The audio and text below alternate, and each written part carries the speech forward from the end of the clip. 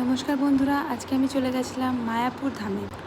তোমরা যে জায়গাটা দেখতে পাচ্ছ সেটা হচ্ছে শ্রী চৈতন্য মহাপ্রভুর মাসির বাড়ি। এখানে দুটো পুকুর আছে, তার মধ্যে একটা পুকুরের দৃশ্য তোমরা এখন দেখতে পাচ্ছ।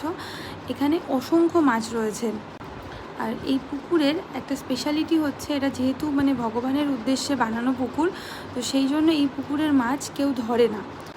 আর এই কদিন এত বৃষ্টি হয়েছে যে এত ছোট ছোট মাছ এখানে দেখা যাচ্ছে, তোমরাও দেখতে পাচ্ছ।